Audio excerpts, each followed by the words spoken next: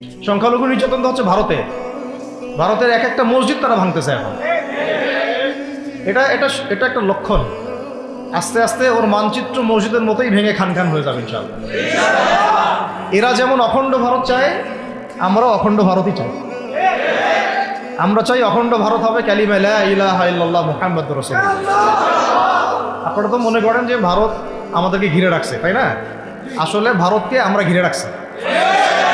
এই দিক থেকে আমরা, এই দিক থেকে চায়না, এখান থেকে নেপাল, এখান থেকে ভুটান, এখান থেকে মায়ানমার, এখান থেকে পাকিস্তান, আর তার চেয়ে বাপ আছে আফগানিস্তান। আছে না আফগানিস্তান? ওদের সাথে কেউ পারছে এই পর্যন্ত? আফগানের ভাইরা নিজেদেরকে গড়ে নিচ্ছে, এখন বোঝাচ্ছে। এই বাংলাদেশকে যদি আমরা একটা মদিনা রাষ্ট্র বানাতে পারি, ইনশাল্লাহ কালকে গাজওয়াতুল হিন্দ হবে।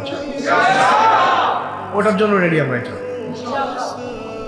পাকিস্তানের কাছে কিছুই নাই, আছে খালি 10টা 12টা পারমাণবিক অস্ত্র, তাতেই ভয়ে কাঁপতে থাকে।